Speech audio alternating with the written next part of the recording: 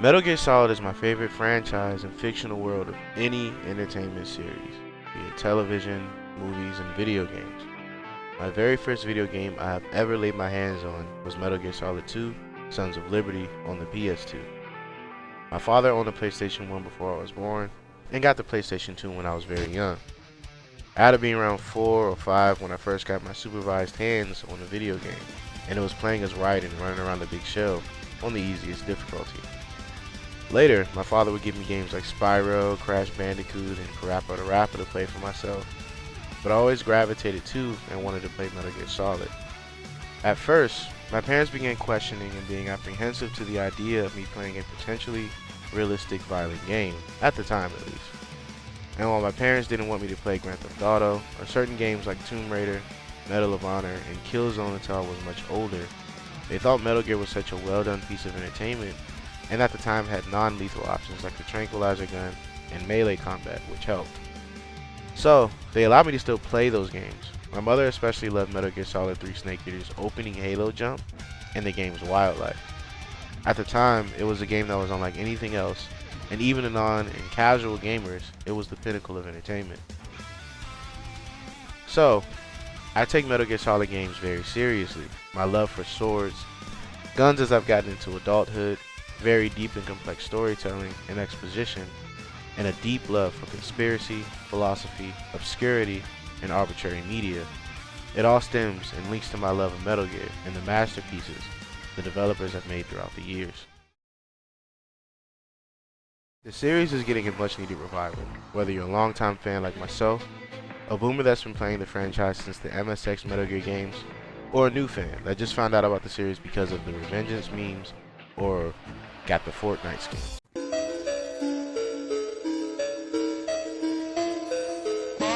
Metal Gear is about to be in its renaissance phase, and second only to playing the games during their peak in I'd say the late 90s to the late 2000s. This is one of the best times to be a Metal Gear fan. As announced, Metal Gear Solid 3 Snake Eater is getting a remake into Metal Gear Solid Delta Snake Eater, being developed with Unreal Engine 5 by Virtua Studios and published by Konami. While many longtime fans are worried, and it sparked a bit of controversy, I think this is one of, if not the best way, to reinvent the series. Much like Resident Evil, Final Fantasy, and soon Silent Hill, all having remakes and facelifts to their old titles, Metal Gear deserves pretty much the same. Delta, by way of Virtua Studios on Unreal Engine 5, much like the Resident Evil remakes, are being done perfectly in my opinion. The story is completely untouched, whereas the gameplay, visuals, and controls are the only things being updated to the current 9th generation of gaming standards.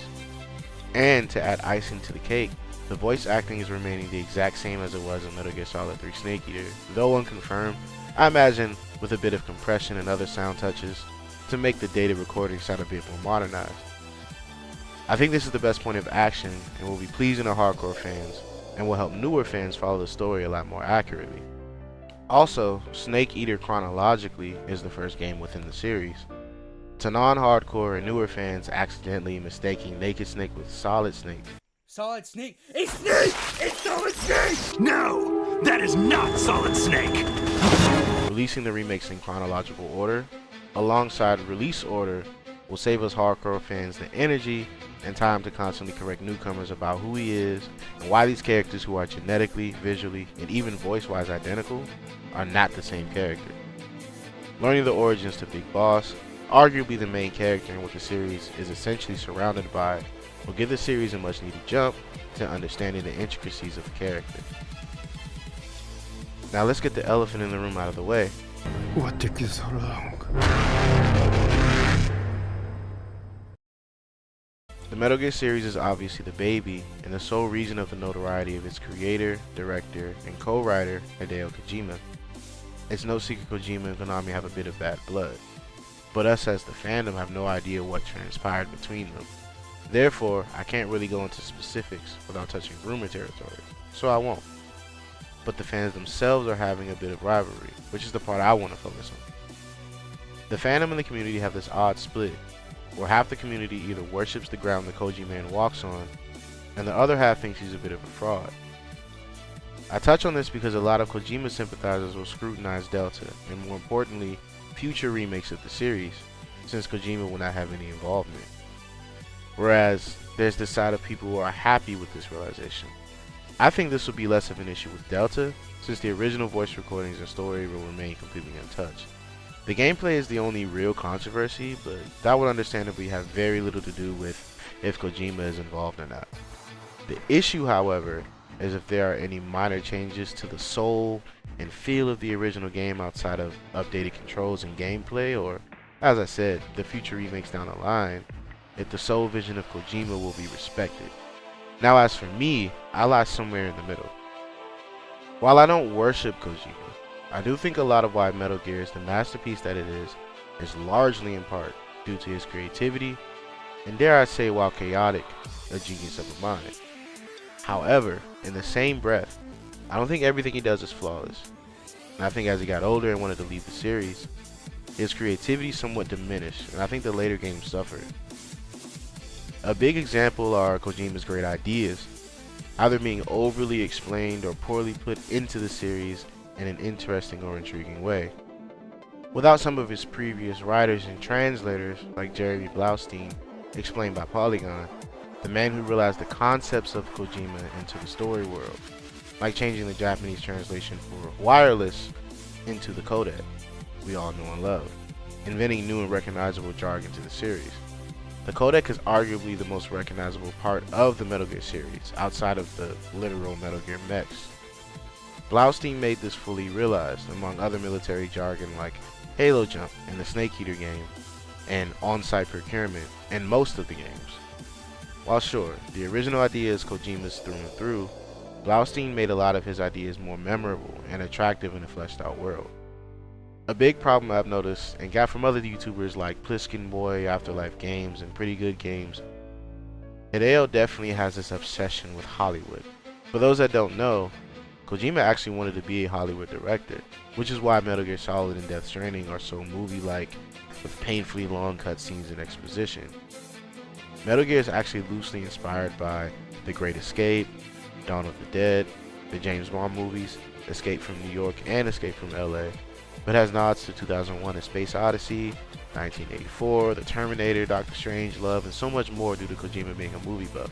This is why he borderline fanboys over people like Norman Reedus, Kiefer Sutherland, and most recently, Jordan Peele, all Hollywood actors.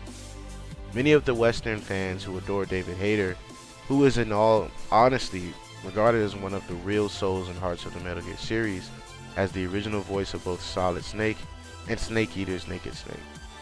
Hayter even took a big pay cut from the Metal Gear Solid 1 remake, The Twin Snakes. They have the original voice cast to reprise their roles. Sacrifices like that are why Hayter is so great and loved by fans of the series. Many fans were disappointed with Kiefer Sutherland replacing David Hayter as the voice of Big Boss. Some argue it's just Hayter being a bit sour over the fact that Kojima envisioned an entirely different voice for Big Boss in opposition to Solid Snake, which I can see. Solidus and Liquid had different voice actors. So voices in the universe of Metal Gear don't replicate in the cloning process, I assume. And yet again, in the same breath, David Hayter voiced Naked Snake and Snake Eater and Peace Walker. So to be replaced in Ground Zeroes when the damage is already done, I can see it as a problem as well. I can go into Kojima's Hollywood hard-on for hours, but it's not important to. Just understand that the series took a bit of a decline because of it. The last point of controversy is the debate whether Kojima's vision was interfered with by Konami or not, mainly in the Phantom Pain. Some say Kojima was being unreasonable with the given budget and time, some disagree. I have no idea, but I will admit I did not enjoy the Phantom Pain as much as the original tetralogy of games, as far as story. The gameplay was by far the best in the entire series in the Phantom Pain and Ground Zeroes, which is why I'm glad to see it be the inspiration for the gameplay in Delta. Suffice to say, a lot of people enjoyed the Phantom Pain the most, and I have no problem with that. However, here, I'm going to go into what I think Konami and Virtual Studios should do for the future remakes. I'm going into this with the assumption that the main titles will all be getting remakes. This includes, but doesn't limit to Metal Gear Solid 1, again, Metal Gear Solid 2 Sons of Liberty, and Metal Gear Solid 4 Guns of the Patriots, as well as possibly Metal Gear Solid Peace Walker, which could be next as chronologically it would be unless they don't skip portable ops.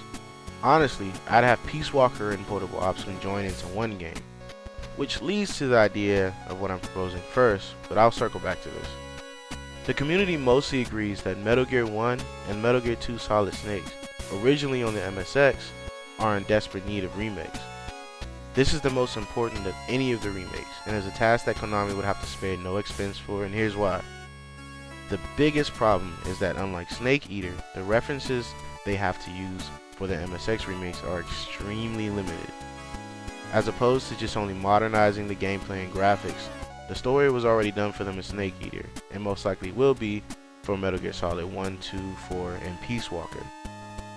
The story for Metal Gear 1 is almost non-existent, and Metal Gear 2 just slightly makes an attempt at a better story. There's no voice acting or cast to reference outside of in-game text and codec dialogue. So with that, they would not be able to copy their homework. They would have to record new voice lines of a now older cast portraying younger versions of themselves. Or besides David Hayter and Paul Eiding, find a new cast entirely. They also have to add and reinvent the entire story to fit into a modern and up-to-date story that is cohesive with the rest of the canon and just as unique. Metal Gear 1 and Metal Gear 2 Solid Snake are 2D sprite-based games with 8-bit visuals and are limited to late 80s hardware. So obviously the gameplay and graphics will have to be updated and follow the rest of the remakes, which I'm the least worried about. Konami and Virtua Studios will both have to be creative enough to make sure the remakes are still cohesive and not to retcon too much of the original MSX games, but just reimagine them. For example, the bosses like Fire Trooper, Machine Gun Kid, Running Man, and Shotmaker would need to be completely reimagined into fitting into the Metal Gear world with interesting backstories just like the Cobra Unit, Foxhound, Dead Cell, and the Snake Hound of later games, as well as making creative and fun boss battles. The issue is that many of the fans don't trust Konami or Virtua Studios, like explained before, without Kojima, or just not trusting Konami to be creative enough to replicate the series' formula. Unless Delta becomes a huge success, I don't see the community changing this perception, and even if it is a huge turnout of a remake, people would still be dicey on this is sincerely something to trust. I, however, think the studio should do this. As admittedly daunting and risky as it is, this will be the closest we can get to essentially an entirely new Metal Gear game. They have all the reins and freedom to make a Metal Gear entry that will be an entire love letter to the fans. A young rookie Solid Snake, trained by Miller and Big Boss. We get to see an extended version of what happened when Solid Snake kills who we now know of as Venom Snake from the Phantom Pain, the body double of Big Boss. We get to see Solid Snake's voice reaction to finding out he is the son and clone of Big Boss, who we face in the end armed with only a makeshift flamethrower. We meet people like Gray Fox and Roy Campbell early on in Solid Snake's history, who we know become staple characters in later games. Granted, the time limit, much like the final boss in Snake Eater, shouldn't be literal, outside of maybe optional harder difficulties. The story mode should also be extended. Even conjoining the two games only makes a short experience. Whether you add cutscenes, a more fleshed out and explorable world space, or just more filler missions, or an amalgamation of the three, regardless, the entire game will need to be fully modernized. Still, the possibilities are endless and are things I think Konami and Virtua Studios should 100%, without a doubt, take on as a project. If it fails, we still have the MSX games to play, and at least cutscene-wise, visual references of the events that took place in the original games that started the saga. This one is more or less my personal wish, but hear me out. I love Metal Gear Rising: Revengeance. On paper, it's a masterpiece. I was in middle school when this game released, and I continued playing the game well into freshman and sophomore year of high school. I used to bring my Yoji Shinkawa Revengeance art book to school and try to replicate the sketches he made, beyond poorly. I was one of the fans before it got its revival in modern meme culture. There, I said it. With that said, I still think Revengeance is just so far removed in concept to the rest of the series. Now don't get me wrong, Metal Gear definitely had its goofy moments in all entries. Just Revengeance in tone seems like an entirely different game. A great franchise, and was made by a monster of developers they are in Platinum Games. It just didn't seem very Metal Gear to me. I am a fan of it a lot, but that wasn't the writing I remember from the Guns of Patriots. Don't get me wrong, I don't see an issue with it being canon either, and I hope we still get a sequel one day. Just when the initial trailer released for the game, and I mean Metal Gear Solid Rising, yes, Solid Rising, not Revengeance, I wanted to, and to this day still want to, play that version of the game. The initial Metal Gear Solid Rising, I'll just refer to it Rising going forward, was supposed to take place between the events of Metal Gear Solid 2 Sons of Liberty and Metal Gear Solid 4 Guns of the Patriot. We would have seen Raiden transitioning into a cyborg, conducting a raid on Area 51 with the Paradise Lost Army to save Sonny from the Patriots, and just overall experience more of his growth as a character and his darker side, post learning about AI and the Patriots interfering with his life. People wanted to be able to play as Raiden we saw in Metal Gear Solid 4 so much. Konami wanted to capitalize off the boost in popularity Raiden got from MGS2 to 4, hence the whole reason to make a Raiden Cyborg Ninja game. The initial Rising gameplay was reinvented and given to Platinum as to become a hack and slash and going through a few changes. If you check the VGA 2011 trailer, wall running and real-time blade mode were going to be a thing at one point, becoming the Revengeance we have today. However, there was just something way more attractive to me about Rising, and I'm not alone. This was going to be the first game on the Fox engine, the gameplay being kind of similar to Revengeance, but in my opinion a lot more realistic, at least according to Metal Gear Solid standards. Instead of a hack and slash, Rising focused on cutting anything. Cutting the environment was even a big part of the gameplay. The Zandatsu, which is Japanese for cut and take, feature, which was the selling point of the game, was essentially the only feature. Stealth is going to be a lot more of a feature in Rising than it was in Revengeance 2. However, the cutting combat feature was the only feature they had, nothing else. Here's my remedy to that. In Metal Gear Solid 4 Sons of Liberty, Raiden pretty much only used his sword, true. However, his Mark 23 SOCOM pistol was still on his hip. He still is a soldier after all. Why not mix the sword gameplay with gunplay? We got teased of it in a pseudo-historical mission in Ground Zeroes where Revengeance Raiden was offered his sword but declined it for a gun in a Snatcher mission in Cuba. With Rising, however, this is early Cyborg Raiden after all. Relying solely on the sword probably was not feasible at the time. Besides, this isn't the first time we've seen cyborg ninjas use firearms in the series. Gray Fox had an arm cannon in MGS1, Solidus used the P90, Arsenal Tengu and Haven soldiers, while having swords, still use guns. Even the end of Metal Gear Solid 2, Raiden got his sword sure, but his guns were still viable and arguably more reliable to use in Arsenal gear. Of course, adding more acrobatic movements, bringing back stuff like wall running and high jumping, probably, as well as a dodge movement system, would be close enough to MGS4 Raiden in my opinion.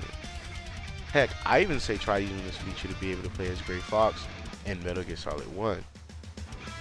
For enemy variety, armored enemies with layers of armor and other cyborgs would have to be cut, similar to but not as hacky as Revengeance. I think that would be helpful as well. Raiden would have to rely on dodging and parrying gunfire, brute attacks from large robots, and sword-on-sword combat with other cyborg ninja bosses. Revengeance got most of this stuff right, but in a slower, more methodical and boots on the ground type of way Rising seemed to be going for, in my opinion, would have been a lot more tasteful. Also keeping the similar traditional stealth of the series and maybe mixing in a bit of Arkhamverse style stealth, similar with hiding in rafters and shadowy platforms and roofs. I think this is a viable mechanic for a new game, or even a feature for most cyborg ninjas you can play as in side quests, spin-offs, and VR missions with people like Gray Fox. Since the hardware has improved in recent years in this 9th generation of gaming, I think Konami and Virtua Studios should capitalize and utilize the extents of the capability. To wrap up my point, I think Konami now has the reins to fully reinvent the series to give what the fans have always wanted. Let's say playing as the boss in a Cobra unit during World War II, more than possible now. Playing as Solid Snake with philanthropy between the events of Metal Gear Solid 1 and 2, it can be fully realized. Gray Fox nanomachine zombies hack and slash fighting game, doable. With this generation's new hardware capabilities, Konami can push the series to be what Kojima and other developers fully intended for the series to be, with today's near photorealistic graphics and seamless playability. As long as we don't get another Survive. I for one am fully open and expecting the Metal Gear Revival to hit hard and be games for longtime fans and new fans alike to play for the foreseeable future. I used to be on the Kojima only hype train, but as much as I love Hideo, he has his own projects he's running now. Metal Gear Solid is possibly in good hands with the source material he left behind, but only time will tell.